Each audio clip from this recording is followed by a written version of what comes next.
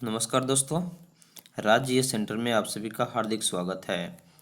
आज मैं लेकर आया हूँ कक्षा 10th क्लास के रासायनिक समीकरण चैप्टर नंबर 1, प्रश्न संख्या 1। रासायनिक समीकरण यानी कि रासायनिक अभिक्रिया क्या है।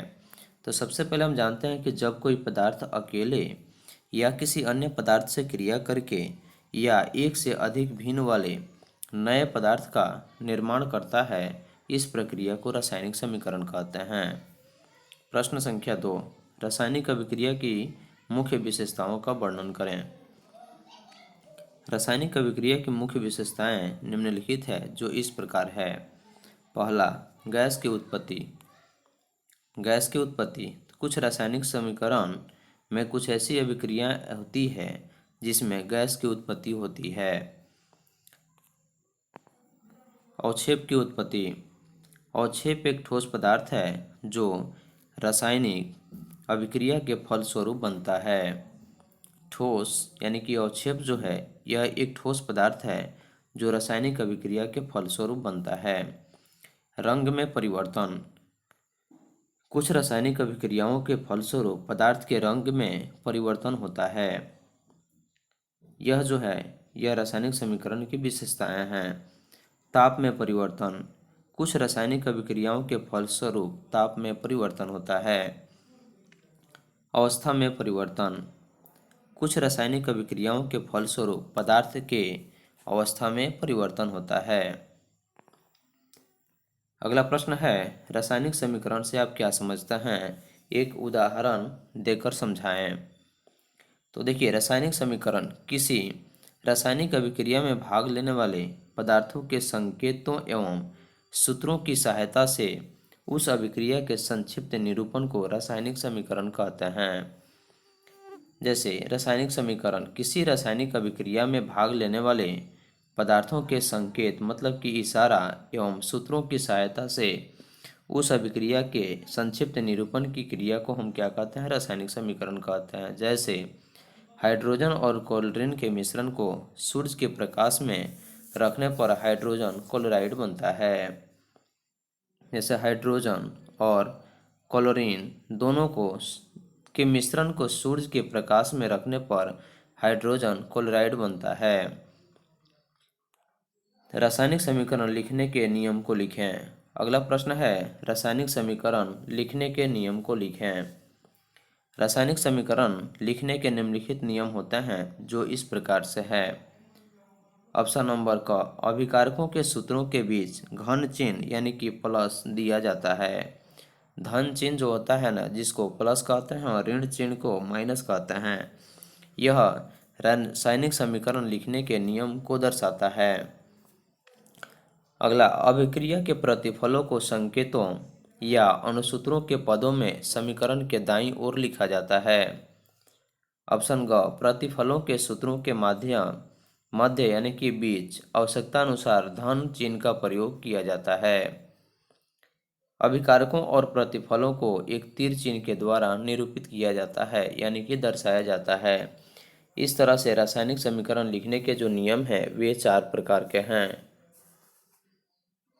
अगला प्रश्न है, संतुलित रासायनिक समीकरण तथा असंतुलित रासायनिक समीकरण से आप क्या समझते हैं। यह आपकी बोर्ड की परीक्षा के लिए काफ़ी महत्वपूर्ण वीवीआई प्रश्न है, जिसको अंत तक देखें। वीडियो को लाइक करें, शेयर करें, कमेंट करें तथा मेरे चैनल को सब्सक्राइब कर लें ताकि सभी नोटिफिकेशन आपको मिलता रहे। प्रश्न संख्या 5, संतुलित रासायनिक समीकरण तथा असंतुलित रासायनिक समीकरण से आप क्या समझते हैं। तो देखिए, संतुलित रासायनिक समीकरण वैसा रासायनिक समीकरण जिसमें समीकरण के दोनों ओर प्रत्येक तत्व के परमाणुओं की संख्या समान होती है, उसे संतुलित रासायनिक समीकरण कहते हैं।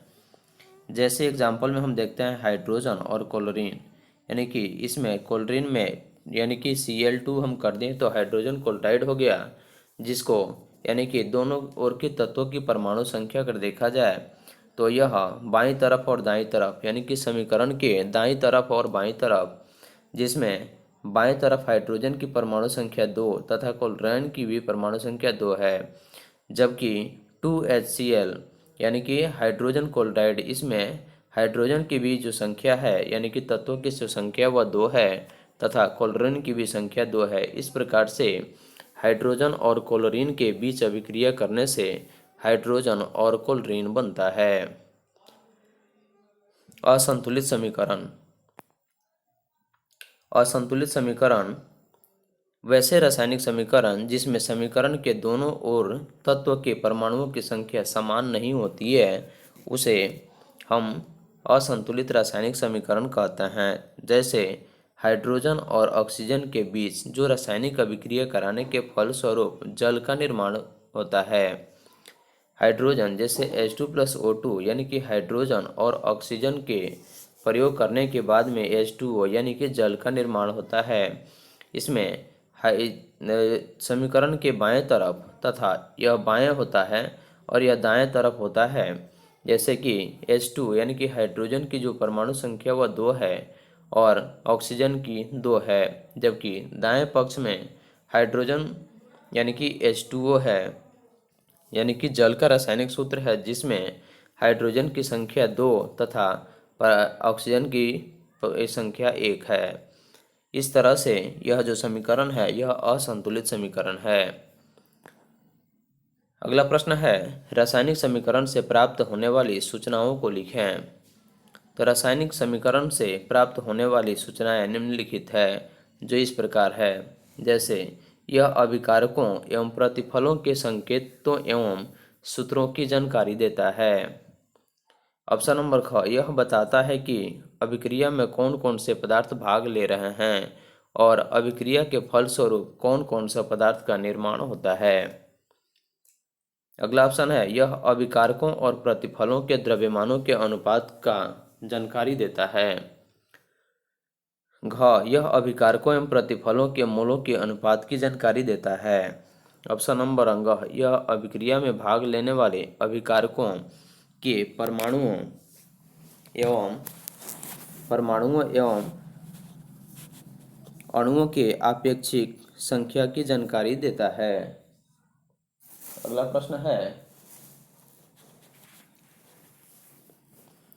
प्रश्न है जैसे कि हम देखते हैं रासायनिक समीकरण से आप क्या फायदे हैं अथवा रासायनिक समीकरण के उपयोग से लाभ को लिखें। तो सबसे पहले हम देखते हैं कि रासायनिक समीकरण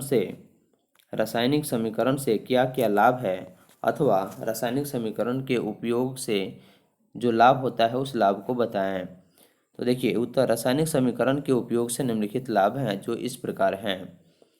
क, किसी भी रासायनिक अभिक्रिया का समीकरण के रूप में निरूपण आसान होता है। इससे समय की बचत होती है तथा लिखने के लिए कागज पर स्थान की आवश्यकता होती है। रासायनिक समीकरण की सहायता से प्रतिफल की एक निश्चित मात्रा के निर्माण के लिए आवश्यक अभिकारकों एवं द्रव्यमानों की गणना ठीक से की जा सकती है। संपूर्ण विश्व में एक ही प्रकार के रासायनिक संकेतों का उपयोग होता है, अतः वैज्ञानिक को रासायनिक समीकरण की जानकारी प्राप्त करने में किसी भी प्रकार की कठिनाई नहीं होती है। अगला प्रश्न है रासायनिक समीकरण की सीमाएं क्या है। तो इसका सही उत्तर है रासायनिक समीकरण की सीमाएं निम्नलिखित है जो इस प्रकार है। रासायनिक समीकरण से अभिकारकों और प्रतिफलों की भौतिक अवस्था, ठोस, द्रव या गैस की जानकारी नहीं हो पाती है। ऑप्शन नंबर ख में दिया है अभिक्रिया के फलस्वरूप उत्सर्जित या अवशोषित ऊष्मा की जानकारी रासायनिक समीकरण से नहीं हो पाती है, अर्थात समीकरण यह जानकारी नहीं देता है कि अभिक्रिया ऊष्माक्षेपी है या ऊष्माशेषी। ऑप्शन नंबर ग में दिया है रासायनिक समीकरण से पता नहीं चलता है कि अभिक्रिया किन दशाओं यानी कि दाब, ताप, सांद्रण, उत्प्रेरक एवं उपस्थिति आदि में संभव है। कुछ रासायनिक अभिक्रियाएं विस्फोटक के साथ यानी विस्फोट मतलब कि आवाज के साथ होती है, परंतु रासायनिक समीकरण से इस बात की कोई जानकारी नहीं होती है। रासायनिक समीकरण अभिक्रिया के वेग के संदर्भ में कोई जानकारी नहीं देता है। अगला प्रश्न है संयोजन या संश्लेषण अभिक्रिया से आप क्या समझते हैं, उदाहरण के साथ उत्तर दें। संयोजन यानी कि वैसी रासायनिक अभिक्रिया जिसमें दो या दो से अधिक पदार्थ परस्पर परस्पर मतलब कि साथ साथ एक जैसे संयोग करके नए पदार्थ का निर्माण करते हैं तथा इस नए पदार्थ का गुण मूल पदार्थ के गुण से बिल्कुल भिन्न होता है, उसे संयोजन या संश्लेषण अभिक्रिया कहते हैं। जैसे जैसे कार्बन को ऑक्सीजन के बीच अभिक्रिया कराने के फलस्वरूप दोनों तत्व आपस में संयोग करके यानी कि मिल के कार्बन डाइऑक्साइड यौगिक बनाते हैं। जैसे सी कार्बन का संकेत हुआ जबकि O2 ऑक्सीजन का संकेत हुआ और दोनों एक साथ संयोग करके यानी कि अभिक्रिया करके कार्बन डाइऑक्साइड का निर्माण करता है जो कि एक यौगिक है। अगला प्रश्न है, वियोजन या अपघटन अभिक्रिया से आप क्या समझते हैं? उदाहरण के साथ उत्तर दें। वैसे रासायनिक अभिक्रिया जिसमें किसी यौगिक के बड़े अणु के टूटने से दो या दो से अधिक सरल यौगिक, सरल माने आसान होता है, बनते हैं जिनके मूल गुण यौगिक के गुण से बिल्कुल भिन्न होते हैं, उसे वियोजन या अपघटन अभिक्रिया कहते हैं। जैसे कैल्शियम कार्बोनेट को गर्म करने पर अपघटित होकर, अपघटित मतलब कि टूटकर, यह कैल्शियम ऑक्साइड और कार्बन डाइऑक्साइड को बाहर निकलता है। यानी प्रश्न है, वियोजन या अपघटन अभिक्रिया से आप क्या समझते हैं? तो इसका सही उत्तर है वैसी रासायनिक अभिक्रिया जिसमें किसी यौगिक के बड़े अणु के टूटने से, टूट जाने से यानी कि अलग अलग डिवाइड हो जाने से, विभाजित हो जाने से दो यानी कि दो या दो से अधिक सरल यौगिक बनते हैं जिनके गुण मूल यौगिक के गुण से बिल्कुल भिन्न होते हैं, उसे वियोजन या अपघटन अभिक्रिया कहते हैं। जैसे उदाहरण में इसमें वियोजन या अपघटन अभिक्रिया के बारे में देखे थे पोटेशियम क्लोरेट। देखिए यहाँ सभी लोग आसान से देखते चलिए। पोटेशियम क्लोरेट जिसको गर्म करने पर वह अपघटित होता है, यानी कि पोटेशियम क्लोरेट जो है ना, जिसको गर्म जब किया जाता है तो वह अपघटित होता है। अपघटित माने टूटना होता है। देखिए अपघटित होकर यानी कि टूट कर पोटेशियम क्लोराइड बनाता है और ऑक्सीजन गैस निकलती है। जैसे पोटेशियम क्लोरेट का सूत्र जो होता है 2KClO3 होता है, जो कि अपघटित होकर के यानी कि टूट करके 2KCl यानी कि पोटेशियम क्लोराइड बनाता है और ऑक्सीजन गैस निकलती है। अगला प्रश्न है, एकल विस्थापन अभिक्रिया से आप क्या समझते हैं? उदाहरण सहित उत्तर दें।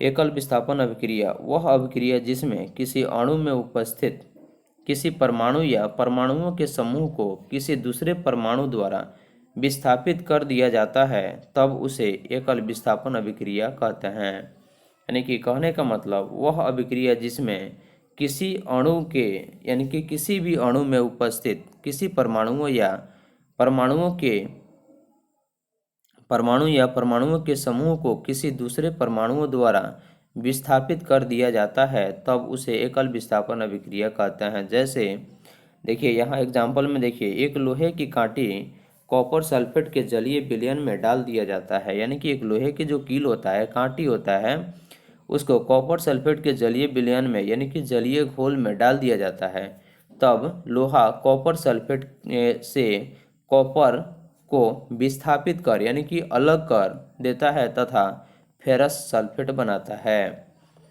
तो देखिए सबसे पहले Fe जो होता है, यह लोहे का सूत्र होता है, जो कि कॉपर सल्फेट CuSO4, यह अभिक्रिया करने के फलस्वरूप यानी कि जब टूटता है तो फेरस सल्फेट तथा कॉपर का निर्माण होता है। जैसे यहाँ एक और एग्जाम्पल में देख लीजिए कि जब कॉपर की एक प्लेट सिल्वर नाइट्रेट के जलीय विलयन में डाला जाता है, तब सिल्वर कॉपर द्वारा विस्थापित हो जाता है। इसके एग्जाम्पल में देखिए Cu प्लस यानी कि कॉपर जोड़ यानी कि अभिक्रिया करता है 2Ag, यानी कि यह सिल्वर नाइट्रेट से अभिक्रिया करता है तो यह जलीय विलयन के रूप में यह डाला जाता है, तब सिल्वर कॉपर द्वारा विस्थापित हो जाता है। चलिए अगला प्रश्न है, उभय विस्थापन अभिक्रिया की परिभाषा उदाहरण के साथ दें। यानी कि उभय विस्थापन अभिक्रिया वैसी रासायनिक अभिक्रिया जिसमें दो यौगिक अपने आयनों का आदान प्रदान या विनिमय करके दो नए यौगिक का निर्माण करते हैं, वैसी अभिक्रिया को उभय विस्थापन अभिक्रिया कहते हैं। उभय विस्थापन अभिक्रिया की परिभाषा इसको अच्छे ढंग से पढ़ लीजिएगा, क्योंकि आपकी बोर्ड की परीक्षा के लिए काफ़ी महत्वपूर्ण है। तो देखिए, इसको ध्यान से अंत तक देखें। उभय विस्थापन अभिक्रिया वैसी रासायनिक अभिक्रिया जिसमें दो यौगिक अपने आयन का आदान प्रदान का मतलब होता है एक दूसरे को लेना देना, या विनिमय करके दो नए यौगिक का निर्माण करते हैं, वैसी अभिक्रिया को उभय विस्थापन अभिक्रिया कहते हैं। जैसे NaCl सोडियम क्लोराइड के विलयन जो है इस पर, यानी कि इस पर सोडियम क्लोराइड के विलयन डालने पर सिल्वर क्लोराइड और सोडियम नाइट्रेट बनते हैं। सिल्वर क्लोराइड सफ़ेद अवक्षेप के रूप में प्राप्त होता है। अगला प्रश्न है अवक्षेपण अभिक्रिया की परिभाषा, यानी कि अवक्षेपण अभिक्रिया किसे कहते हैं, उत्तर दें। तो हम जानते हैं कि वैसी रासायनिक अभिक्रिया जिसमें कोई प्रतिफल ठोस के रूप में विलयन से पृथक हो जाता है, यानी कि विलयन यानी कि जो पदार्थ होता है उसे क्या होता है, अलग हो जाता है। पृथक का मतलब होता है अलग होना या अलग हो जाता है, ऐसी रासायनिक अभिक्रिया को अवक्षेपण अभिक्रिया कहते हैं। यानी कि वैसी रासायनिक अभिक्रिया जिसमें कोई ठोस प्रतिफल, यानी कोई जो प्रतिफल होता है वह ठोस के रूप में विलयन से पृथक हो जाता है, यानी कि अलग हो जाता है, या ऐसी रासायनिक अभिक्रिया को हम अवक्षेपण अभिक्रिया कहते हैं। जैसे सोडियम क्लोराइड के विलयन और सिल्वर नाइट्रेट के विलयन के बीच होने वाली उभय विस्थापन अभिक्रिया में सिल्वर क्लोराइड अवक्षेप के रूप में पृथक हो जाता है। अगला प्रश्न है उदासीनीकरण अभिक्रिया से आप क्या समझते हैं, उदाहरण के साथ उत्तर दें।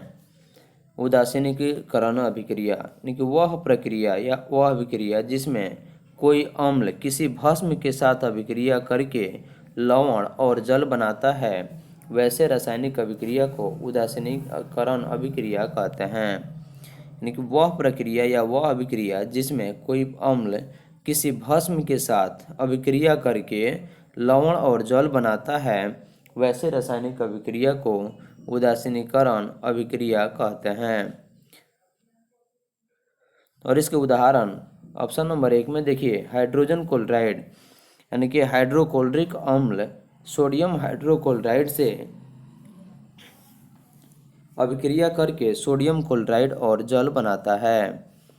ख में सल्फ्यूरिक अम्ल पोटेशियम हाइड्रोक्साइड से अभिक्रिया करने के बाद पोटेशियम सल्फेट और जल बनाती है। अगला प्रश्न है प्रकाश रासायनिक अभिक्रिया की परिभाषा उदाहरण के साथ दें। प्रकाश रासायनिक अभिक्रिया यानी कि ऐसी रासायनिक अभिक्रिया जो प्रकाश की उपस्थिति में होता है, उसी अभिक्रिया को प्रकाश रासायनिक अभिक्रिया कहते हैं। जैसे यहाँ देखिए, वैसी रासायनिक अभिक्रिया जिसमें प्रकाश का अवशोषण होता है, यानी कि वह अभिक्रिया जिसमें प्रकाश की उपस्थिति होती है, उसी अभिक्रिया को हम प्रकाश रासायनिक अभिक्रिया कहते हैं। जैसे पौधे द्वारा प्रकाश संश्लेषण भी प्रकाश रासायनिक अभिक्रिया का एक उदाहरण है, क्योंकि पौधे प्रकाश संश्लेषण की उपस्थिति के कारण ही अपने भोजन को तैयार करते हैं। अगर उसमें प्रकाश रासायनिक अभिक्रिया की उपस्थिति नहीं होती तो पेड़ पौधे अपने प्रकाश संश्लेषण के बिना भोजन को तैयार नहीं करते। इसमें हरे पौधे वायु में उपस्थित कार्बन डाइऑक्साइड और पृथ्वी से जल का अवशोषण सूर्य के प्रकाश की उपस्थिति में करके अपना भोजन बनाते हैं। क्योंकि आप जानते हैं, बहुत पहले से भी आप जानते हैं कि सबसे पहले प्रकाश संश्लेषण की जो अभिक्रिया होती है वह सूर्य के प्रकाश की उपस्थिति में होती है, जिसके कारण पेड़ पौधे अपने भोजन का संश्लेषण करते हैं। चलिए अगला प्रश्न है ऑक्सीकरण की परिभाषा उदाहरण के साथ दें। ऑक्सीकरण की परिभाषा उदाहरण के साथ दें। वैसी रासायनिक अभिक्रिया यानी कि ऑक्सीकरण में वैसी रासायनिक अभिक्रिया जिसमें किसी तत्व या यौगिक से ऑक्सीजन का संयोग या किसी यौगिक से हाइड्रोजन का निष्कासन होता है, यानी कहने का मतलब होता है कि वैसी रासायनिक अभिक्रिया जिसमें किसी तत्व या यौगिक से ऑक्सीजन का संयोग यानी कि ऑक्सीजन का भेंट मिलन या किसी यौगिक से हाइड्रोजन का निष्कासन होता है उसे ऑक्सीकरण अवकरण यानी कि उसे ऑक्सीकरण अभिक्रिया कहते हैं। जैसे देखिए, इसको ध्यान से देखिएगा। जैसे कार्बन को वायु या ऑक्सीजन में जलाने पर कार्बन डाइऑक्साइड गैस बनती है, यानी कि सी कार्बन का संकेत है जबकि O2 ऑक्सीजन का संकेत है, और यह दोनों एक दूसरे के साथ संयोग करके यानी कि इसको कार्बन को वायु या ऑक्सीजन में जलाने पर CO2 यानी कि कार्बन डाइऑक्साइड गैस बनता है। इस अभिक्रिया में कार्बन से ऑक्सीजन का संयोग होता है, अतः यह एक ऑक्सीजन अभिक्रिया का उदाहरण है। प्रश्न पूछेगा ऑक्सीकरण और अवकरण में क्या अंतर है। तो देखिए, सबसे पहले ऑक्सीकरण अभिक्रिया के बारे में जान लिए। अब देखिए अवकरण अभिक्रिया। वैसी रासायनिक अभिक्रिया जिसमें किसी तत्व या यौगिक एक साथ कोई तत्व या यौगिक एक साथ हाइड्रोजन का संयोग या किसी यौगिक से ऑक्सीजन का निष्कासन करता है, ऐसी अभिक्रिया को अवकरण अभिक्रिया कहते हैं। वैसी रासायनिक अभिक्रिया जिसमें किसी तत्व या यौगिक एक साथ हाइड्रोजन का संयोग या किसी यौगिक से ऑक्सीजन का निष्कासन करता है उसे ही अवकरण अभिक्रिया कहते हैं। जैसे देखिए, ऑक्सीजन के साथ हाइड्रोजन का संयोग होता है और यह ऑक्सीजन के साथ हाइड्रोजन का संयोग यानी कि जब मिलन होता है, अभिक्रिया कराया जाता है, तो हमेशा जल का निर्माण होता है जो एक यौगिक है। देखिए, तप्त क्यूप्रिक ऑक्साइड के ऊपर हाइड्रोजन गैस प्रवाहित करने पर कॉपर धातु मुक्त होता है। मुक्त का मतलब होता है बाहर होना। तो तप्त यानी कि गर्म क्यूप्रिक ऑक्साइड के ऊपर हाइड्रोजन गैस प्रवाहित करने पर, प्रवाहित मतलब कि उसको साथ एक साथ अभिक्रिया कराने पर कॉपर धातु मुक्त होता है यानी कि बाहर होता है, अलग होता है। इस अभिक्रिया में क्यूप्रिक ऑक्साइड से ऑक्सीजन का निष्कासन होता है, अतः वह क्या है, अवकरण अभिक्रिया है। तो प्रश्न पूछेगा कि ऑक्सीकरण और अवकरण में क्या अंतर है। VVI प्रश्न है, इसको ध्यान से देखेंगे। अगला प्रश्न है, भोजन को दुर्गंधित होना क्यों समझा जाता है। यानी कि भोजन यानी कि काफ़ी देर तक जब रह जाता है तो उसे गंध आना शुरू होता है, यानी कि वह सड़ना शुरू होता है, जिसकी वजह से भोजन दुर्गंधित होना क्यों समझा जाता है, इसका कारण क्या है और इसे कैसे रोका जा सकता है। भोजन दुर्गंध होता है यानी कि वह दूषित होने का सबसे मुख्य कारण क्या है और उसे किस प्रकार से रोका जा सकता है। हम जानते हैं कि ताजे भोजन का गंध एवं स्वाद प्रिय होता है, यानी कि ताजे भोजन जो होता है ना, उसका गंध और स्वाद जो होता है ना, वह प्रिय होता है। प्रिय मतलब कि बहुत अच्छा होता है। यही भोजन जब खुली हवा में लंबे समय तक छोड़ दिया जाता है तो इसमें दुर्गंध आने लगती है। यानी कि हम जानते हैं कि यानी कि ताजे भोजन जो होता है ना, वो स्वाद में बहुत बढ़िया होता है, अच्छा होता है, लेकिन उसको कुछ देर के लिए खुली हवा में जब हम लंबे समय तक छोड़ देते हैं तो उससे दुर्गंध आने लगती है, जिसे बासी भोजन कहते हैं, जिसे बासी भोजन कहते हैं। इसके गंध एवं स्वाद अप्रिय हो जाने के कारण यह है कि भोजन में उपस्थित वसा और तेल काफ़ी समय के पश्चात वायु के ऑक्सीजन द्वारा ऑक्सीकृत हो जाते हैं, जिससे उनके गंध और स्वाद अप्रिय हो जाते हैं और भोजन को दूषित होने से निम्नलिखित प्रकार से रोका जा सकता है। यानी कि भोजन दुर्गंधित होने का कारण तो जान लिए, लेकिन अब इसे किस प्रकार से हम रोक सकते हैं कि भोजन दुर्गंधित नहीं हो, यानी कि बदबूदार नहीं हो। तो देखिए, ऑप्शन नंबर 1 में निम्नलिखित तरीका से रोका जा सकता है। वसा मुक्त भोजन में से विशेष प्रकार का पदार्थ जिसे एंटीऑक्सीडेंट कहते हैं, यानी कि वसा मुक्त भोजन में एक विशेष प्रकार का भोजन प्राप्त यानी पदार्थ होता है जिसे एंटीऑक्सीडेंट कहते हैं। इसे मिला देने पर भोजन का ऑक्सीकरण रुक जाता है, यानी कि भोजन का सड़ना रुक जाता है। अगला, जैसे भोजन को वायुरुद्र बर्तनों में रखकर भी ऑक्सीजन को कम किया जा सकता है। अगला प्रश्न है, दहन की क्रिया को समझाएं। यानी कि दहन क्या है। तो हम जानते हैं कि सबसे पहले दहन का अर्थ होता है जलना। दहन का अर्थ क्या होता है? जलना, यानी कि वह पदार्थ जो जलकर, यानी कि वायु तथा ऑक्सीजन की उपस्थिति में जल करके ऊष्मा तथा प्रकाश उत्सर्जित करता है, उसी को हम दहन कहते हैं। तो देखिए इसकी परिभाषा, जब कोई पदार्थ, यानी कि जब कोई पदार्थ ऑक्सीजन की उपस्थिति में जलकर ऊष्मा एवं प्रकाश उत्सर्जित करता है, उसे दहन कहते हैं। और यह हमारे दैनिक जीवन में दहन की क्रियाएं देखने को मिलती है। लेकिन हमारे दैनिक जीवन में दहन की जो क्रिया होती है वह अत्यधिक देखने को मिलती है। जैसे दहन तो समझ गए, यानी कि वह पदार्थ या जो पदार्थ ऑक्सीजन की उपस्थिति में जलकर प्रकाश तथा ऊष्मा उत्सर्जित करता है, उसे हम दहन कहते हैं। और जो हमारे दैनिक जीवन की सभी क्रियाएं इनसे देखने को मिलती है। जैसे जलावन के रूप में लकड़ी, कोयला, किरोसिन, एलपीजी गैस, यानी कि जिसका पूरा नाम लिक्विफाइड पेट्रोलियम गैस कहा जाता है, आदि का प्रयोग किया जाता है। इन सभी पदार्थों के जलने में ऑक्सीजन एवं अवकरण अभिक्रिया होती है। यानी कि जलावन के रूप में लकड़ी, कोयला, किरोसिन, जिसको गांव की भाषा में मिट्टी तेल कहते हैं, एलपीजी, यानी कि जो सिलेंडरों में भरकर लाया जाता है, जिसका पूरा नाम लिक्विफाइड पेट्रोलियम गैस है। इसका प्रयोग इन सभी पदार्थों के जलने में ऑक्सीजन एवं अवकरण अभिक्रिया होती है। अगला प्रश्न है, दहनशील और अदहनशील पदार्थ से आप क्या समझते हैं?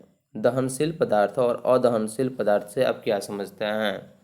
तो देखिए, दहनशील का मतलब होता है जलने वाला और अदहनशील का मतलब होता है नहीं जलने वाला।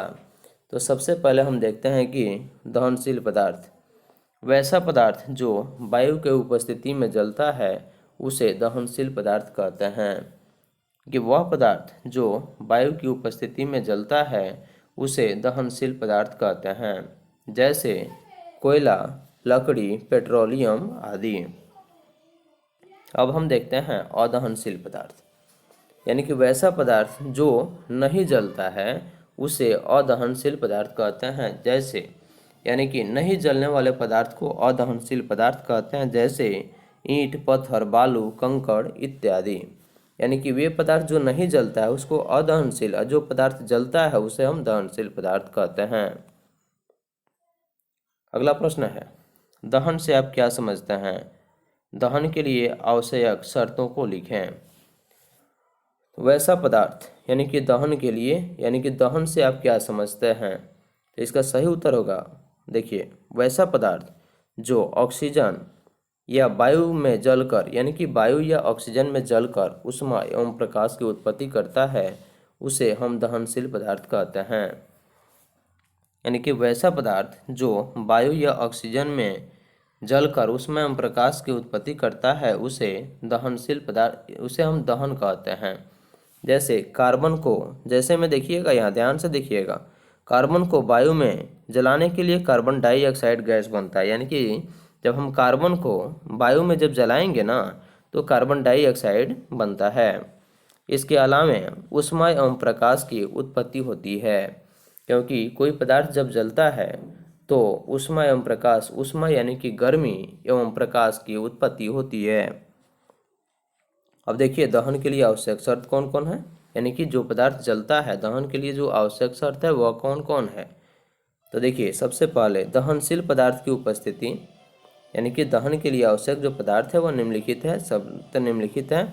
दहनशील पदार्थ की उपस्थिति, 2 में है दहन के पोषक पदार्थ की उपस्थिति, तथा 3 में है ज्वलन ताप की प्राप्ति। इन सभी के होने के कारण ही कोई पदार्थ जलता है। और जब कोई पदार्थ जलता है तो उसके साथ यानी प्रकाश भी उत्पन्न होता है और साथ ही साथ उससे गर्मी भी प्राप्त होती है। चलिए अगला प्रश्न है, ज्वलन ताप किसे कहते हैं? ज्वलन का मतलब होता है जलना। ज्वलन का मतलब क्या होता है? जलना, यानी कि वह न्यूनतम ताप जिस पर कोई पदार्थ जलना प्रारंभ करता है, उस ताप को उस पदार्थ का ज्वलन ताप कहते हैं। अर्थात वह न्यूनतम ताप, यानी कि वह न्यूनतम ताप जिस पर कोई पदार्थ जलना प्रारंभ करता है, प्रारंभ का मतलब होता है शुरू करता है, उसे हम पदार्थ का ज्वलन ताप कहते हैं। अगला है ज्वलन ताप। ज्वलन से आप क्या समझते हैं? पहले तो देखिए ज्वलन ताप, लेकिन अब देखिए ज्वलन से आप क्या समझते हैं। यानी कि वह पदार्थ या वैसा पदार्थ जो ऑक्सीजन की उपस्थिति में कोई गैस धधकता है उसे ज्वाला कहते हैं। यानी कोई पदार्थ जलता है, जैसे कि हम देखते हैं कि आग को जब जलाते हैं, यानी कि आग में अनेक प्रकार की लकड़ी को या लिक्विफाइड पेट्रोलियम गैस को हम जलाते हैं तो उसमें एक ज्वाला निकलती है। ज्वाला का मतलब होता है लाफ, जो निकलता है, हम ना गाँव की भाषा में उसको लाफ कहते हैं, ठीक ना। तो उसी को हम क्या कहते हैं, जो धधकता है, यानी कि उपस्थित जब वायु रहता है तो उसमें वो धधकता है, यानी काफ़ी जोर जोर से उसकी लपकें उठती है, उसी को हम क्या कहते हैं, ज्वाला कहते हैं।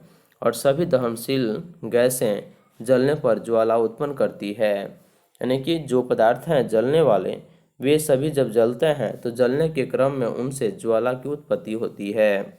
जैसे में देखिए मोम, किरोसिन, पेट्रोल आदि। अगला प्रश्न है मोमबत्ती की ज्वाला की बनावट को समझाएं। यानी कि आपकी बोर्ड की परीक्षा के लिए महत्वपूर्ण है। और यह मोमबत्ती की ज्वाला में मुख्यतः कितने भाग होती है, किस प्रकार से जलता है और किस प्रकार से जलने के बाद में इनसे ऊष्मा और प्रकाश की उत्पत्ति होती है, तथा मोमबत्ती की ज्वाला की बनावट किस प्रकार से होती है, इसके बारे में विभिन्न तरह से आप अनेक विस्तारित रूप में पढ़ सकते हैं। तो देखिए मोमबत्ती की ज्वाला की बनावट को समझाएं। तो सबसे पहले हम देखते हैं मोमबत्ती की ज्वाला मुख्यतः तीन भाग होता है, जो इस प्रकार है। पहला केंद्रीय भाग। पहला क्या है? केंद्रीय भाग, जिसको केंद्रीय मंडल के नाम से भी जानते हैं, और यह नीला रंग का होता है। यानी कि मोमबत्ती की ज्वाला के जो केंद्रीय मंडल होता है, केंद्रीय माने जो बीच वाला मंडल यानी कि भाग होता है, उसका रंग जो होता है वह नीले रंग का होता है। इसमें बिना जले हुए मोम के वाष्प रहते हैं, इसमें दहन की क्रिया नहीं होती है। यानी कि केंद्रीय जो मंडल होता है उसमें जलने की क्रिया यानी कि दहन की क्रिया संभव नहीं होती है। और इसका जो रंग होता है वह नीले रंग का होता है, क्योंकि वाष्प ऑक्सीजन के संपर्क में नहीं आ पाते हैं। क्योंकि वाष्प ऑक्सीजन के संपर्क में नहीं आ पाते हैं, इसलिए इस भाग को केंद्रीय मंडल या अदहन का क्षेत्र भी कहा जाता है। अगला टॉपिक है दीप्यमान मंडल। यह मोमबत्ती की ज्वाला का यानी कि दीप्यमान मंडल जो होता है ना, यह आपकी मोमबत्ती की ज्वाला का मुख्य भाग है।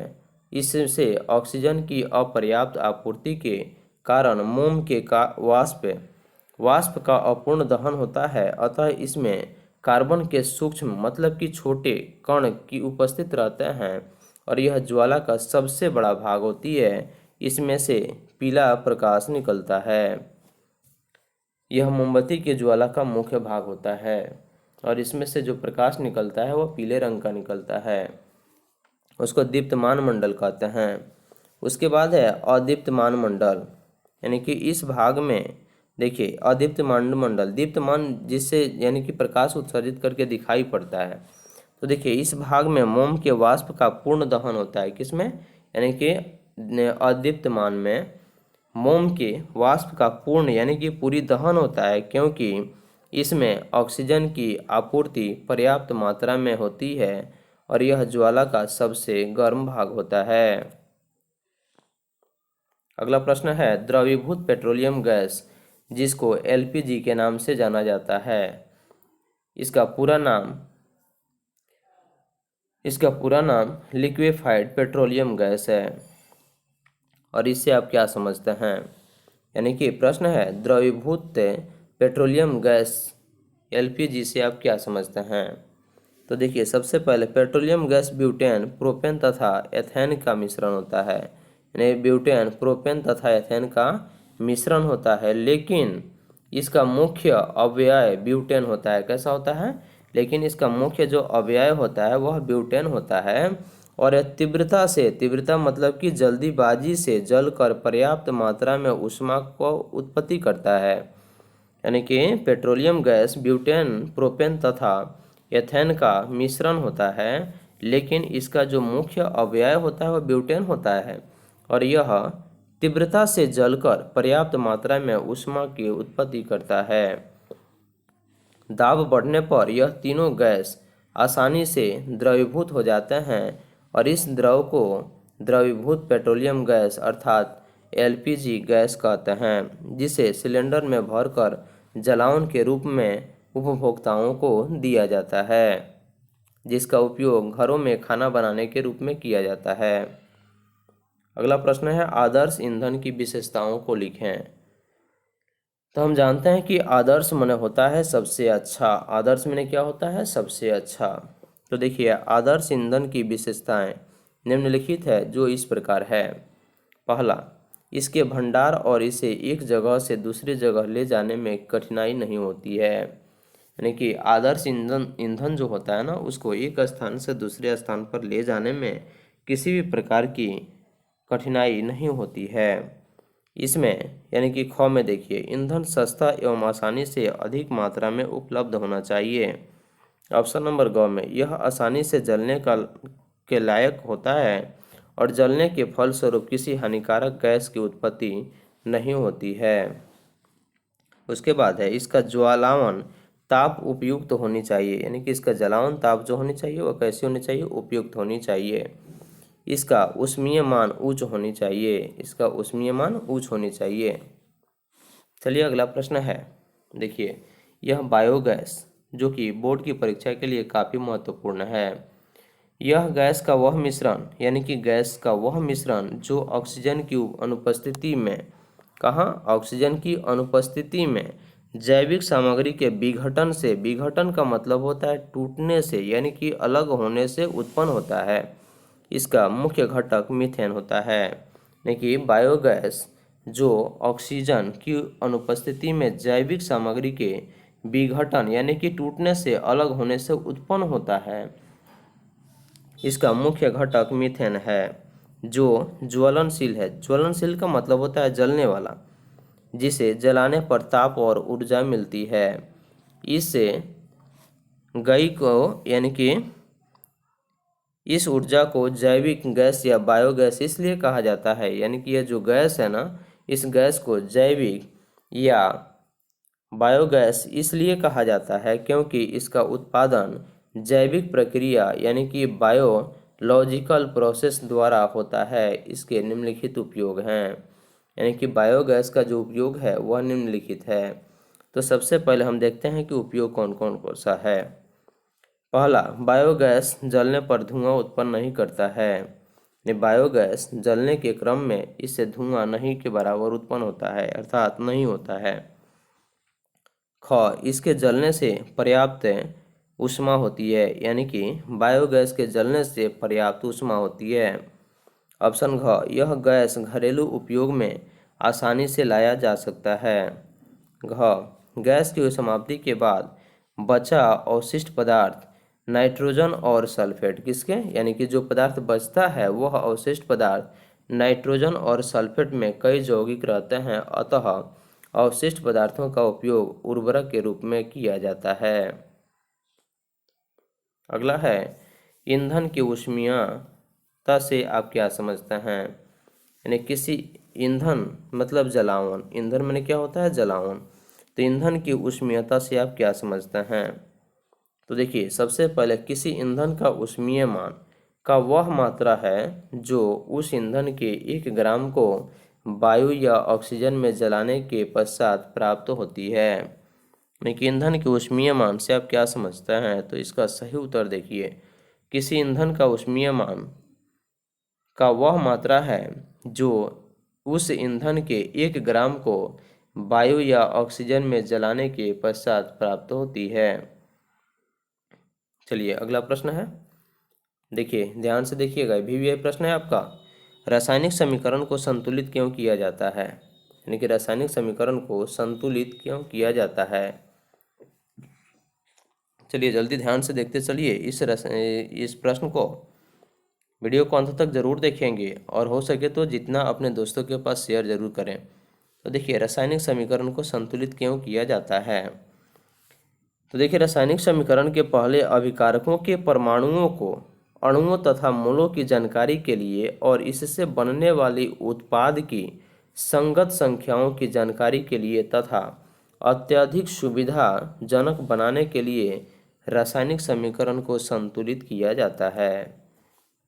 देखिए प्रश्न पूछेगा कि रासायनिक समीकरण को संतुलित क्यों किया जाता है। इसका सबसे आसान तरीका देखिए, रासायनिक समीकरण के पहले अभिकारकों के परमाणुओं, अणुओं तथा मोलों की जानकारी के लिए और इससे बनने वाली उत्पाद की संगत संख्याओं की जानकारी के लिए तथा अत्यधिक सुविधाजनक बनाने के लिए रासायनिक समीकरण को संतुलित किया जाता है। यह प्रश्न है आपका रासायनिक VBI, इसको आराम से यानी कि पूरे अंत तक जरूर देखेंगे।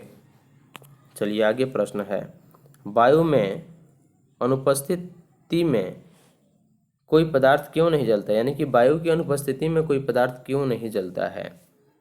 वायु की अनुपस्थिति में कोई पदार्थ क्यों नहीं जलता है। देखिए किसी पदार्थ को जलाने के लिए हवा की उपस्थिति का होना काफ़ी ज़रूरी है, क्योंकि कोई पदार्थ ऑक्सीजन की उपस्थिति में उत्पन्न करता है। इसी कारण वायु की अनुपस्थिति में कोई पदार्थ नहीं जल पाता है। यानी किसी पदार्थ को जलाने के लिए हवा की उपस्थिति होना आवश्यक है, क्योंकि कोई पदार्थ ऑक्सीजन की उपस्थिति में उत्पन्न करता है। इसी कारण वायु की अनुपस्थिति में कोई पदार्थ नहीं जलता है। चलिए आगे प्रश्न है, कॉपर सल्फेट के विलयन में लोहा का एक टुकड़ा डाल देने पर विलयन का रंग क्यों बदल जाता है। तो देखिए कॉपर सल्फेट के विलयन में लोहा के टुकड़े डाल देने पर विलयन का रंग क्यों बदल जाता है। तो देखिए सबसे पहले इसका उत्तर देखिए, ध्यान से अंत तक जरूर देखेंगे। जब लोहे के टुकड़े को कॉपर सल्फेट के जलीय विलयन में डाल दिया जाता है, तब लोहा कॉपर सल्फेट में यानी कॉपर सल्फेट से कॉपर के विस्थापित कर देता है, यानी क्या करता है, कॉपर को विस्थापित कर देता है। और इसी अभिक्रिया के फलस्वरूप कॉपर सल्फेट की यानी कि उसका जो रंग होता है ना, वह नीला रंग गायब हो जाता है, उसका नीला रंग गायब हो जाता है। और फेरस सल्फेट बनने के कारण विलयन का रंग हल्का हरा हो जाता है। इसके अतिरिक्त लोहे के साथ के ऊपर हल्के लाल भूरे रंग की कॉपर की परत जमा हो जाती है। समझ में आया। यानी कि प्रश्न है, कॉपर सल्फेट के विलयन में लोहा का टुकड़ा यानी कि लोहे का एक टुकड़ा डाल देने पर विलयन का रंग क्यों बदल जाता है। तो देखिए जब लोहे को टुकड़े को कॉपर सल्फेट के जलीय विलयन में डाल दिया जाता है, तब लोहा कॉपर सल्फेट से कॉपर को विस्थापित कर देता है, यानी कि अलग कर देता है। इस अभिक्रिया के फलस्वरूप कॉपर सल्फेट का नीला रंग गायब हो जाता है और फेरस सल्फेट बनने के कारण विलयन का रंग हल्का हरा हो जाता है। इसके अतिरिक्त मतलब इसके अलावा लोहे के साथ ऊपर हल्के लाल रंग यानी कि लाल भूरे रंग की कॉपर की परत जमा हो जाता है। चलिए आगे, जिंक कॉपर से अधिक क्रियाशील होता है कैसे। जिंक कॉपर से अधिक क्रियाशील होता है कैसे। तो हम देखते हैं, सबसे पहले जिंक के एक टुकड़े के कॉपर सल्फेट के विलयन में डालने पर कॉपर सल्फेट से कॉपर का जिंक विस्थापित कर देता है। इसका जिंक क्या करता है, विस्थापित कर देता है। देखिए Zn जिंक जो कि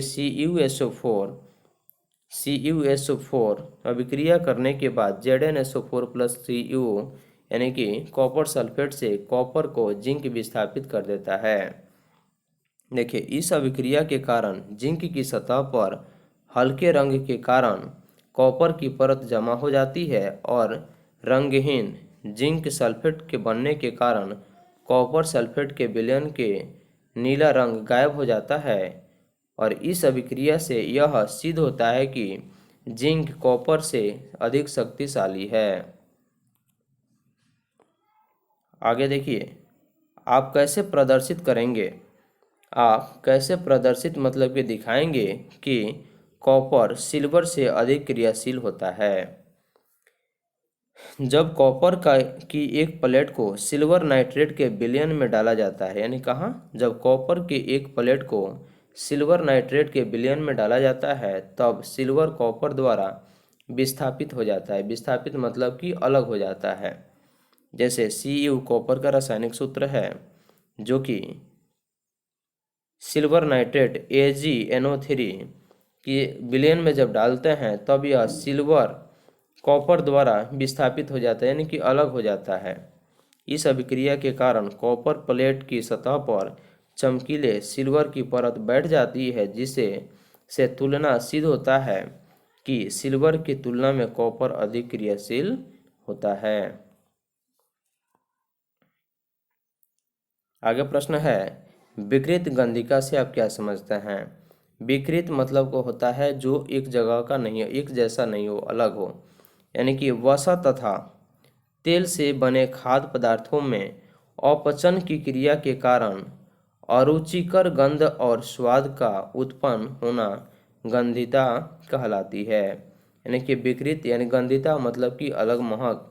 तो वसा तथा तेल से बने खाद्य पदार्थ, खाद्य में होता है खाने वाला पदार्थ, से अपचयन की क्रिया के कारण अरुचिकर गंध, यानी कि जो कि अच्छा गंध यानी कि उसका बदबू जो निकलता है ना, वो हम लोग को अच्छा नहीं लगता है, और स्वाद का उत्पन्न होना गंधिता कहलाती है। यानी कि इसका कोई स्वाद ही नहीं होता है, जो कि मनुष्य के लिए काफ़ी हानिकारक सिद्ध होता है। चलिए अगला प्रश्न है, वायु के जलाने में से पहले मैग्नीशियम रिबार को साफ क्यों किया जाता है? तो देखिए, सबसे पहले हम जानते हैं कि मैग्नीशियम धातु तमाम यानी कि मैग्नीशियम धातु समान ताप पर निम्न वायु की उपस्थिति में मैग्नीशियम ऑक्साइड बनाता है, जो मैग्नीशियम रिबन के ऊपरी सतह पर जमा रहता है। रिबन माने उसके ऊपरी परत। तो मैग्नीशियम धातु समान ताप पर निम्न वायु की उपस्थिति में मैग्नीशियम ऑक्साइड बनाता है, जो मैग्नीशियम रिबन के ऊपरी सतह पर जमा रहता है। इसलिए इसे वायु में जलाने से पहले सरेस यानी कागज से रगड़कर साफ कर दिया जाता है, ताकि आसानी से ऑक्सीजन से संयोग कर सके, यानी कि संयोग मतलब कि यह मिल सके। चलिए अगला प्रश्न है, संक्षारण से आप क्या समझते हैं? संक्षारण का मतलब होता है उसको छीन करना, यानी कि नुकसान करना। तो देखिए, वैसे वस्तुएं जो वायु, नमी या अम्ल से अभिक्रिया करके अवांछनीय पदार्थ का निर्माण करती है और ढह जाती है, यानी कि समाप्त हो जाती है, उसे हम क्या कहते हैं? संक्षारण कहते हैं। और यह क्या है? एक रेडॉक्स अभिक्रिया है। संक्षारण अभिक्रिया को भी हम क्या कहते हैं? रेडॉक्स अभिक्रिया भी कहते हैं। और इससे बचने के लिए धातु पर पेंट किया जाता है, यानी कि संक्षारण। यानी कि संक्षारण मतलब कि उसको नष्ट होने से बचाने के लिए धातु पर पेंट किया जाता है, यानी कि उसको रंग दिया जाता है, तथा हवा और नमी का संपर्क हट जाता है। अगला प्रश्न है, रेडॉक्स अभिक्रिया से आप क्या समझते हैं? रेडॉक्स अभिक्रिया, देखिए, वैसी रासायनिक अभिक्रिया जिसमें ऑक्सीकरण और अवकरण दोनों अभिक्रिया हमेशा साथ साथ होती है, उसे हम रेडॉक्स अभिक्रिया कहते हैं। इसको यानी कि रेडॉक्स अभिक्रिया के नाम से जाना जाता है। देखिए, वैसी रासायनिक अभिक्रिया जिसमें ऑक्सीकरण और अवकरण, जो कि इसके पहले भी आपको इसके बारे में बता चुके हैं, ऑक्सीकरण और अवकरण अभिक्रिया दोनों हमेशा साथ साथ होती है, यानी कि एक ही साथ होती है, उसी अभिक्रिया को हम क्या कहते हैं? रेडॉक्स अभिक्रिया कहते हैं। समझ में आया?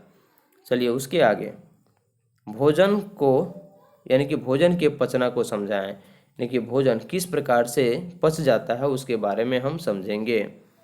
तो देखिए, हम जो भोजन ग्रहण करते हैं, यानी कि जो भोजन को हम खाते हैं, तो वह हमारे शरीर के अंदर ऑक्सीकृत होता है। क्या होता है? ऑक्सीकृत होता है। इस ऑक्सीकरण के फल स्वरूप ऊष्मा उत्पन्न होती है। ऊष्मा मतलब कि गर्मी उत्पन्न होती है, एवं शारीरिक काम करने के लिए यानी कि शारीरिक यानी शरीर की मेहनत करने के लिए बल प्राप्त करती है, यानी कि यह बल देती है या शक्ति प्रदान करती है। इसी को हम क्या कहते हैं? भोजन पचने को समझना सबसे आसान तरीका होता है। तो देखिए, हम जो भोजन ग्रहण करते हैं, यानी कि जो भोजन को खाते हैं, तो वह हमारे शरीर के अंदर ऑक्सीकृत होता है, और इस ऑक्सीकरण के फलस्वरूप ऊष्मा उत्पन्न होती है, एवं हमें शारीरिक काम करने के लिए बल प्राप्त कराती है या शक्ति प्रदान कराती है। देखिए उसके बाद है श्वसन की क्रिया को समझाएं। श्वसन, देखिए श्वसन का मतलब होता है सांस लेना। आम भाषा में श्वसन को हम क्या कहते हैं? सांस लेना कहते हैं।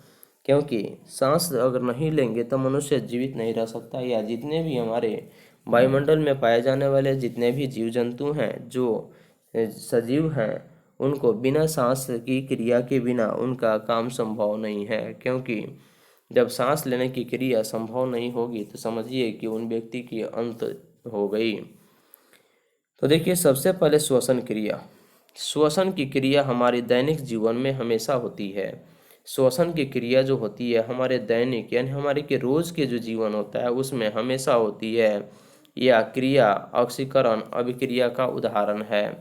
इस क्रिया में वायु के ऑक्सीजन द्वारा हमारे शरीर में, यानी किस अभिक्रिया द्वारा? श्वसन अभिक्रिया के द्वारा, यानी कि इस क्रिया यह क्रिया ऑक्सीकरण अभिक्रिया का उदाहरण है।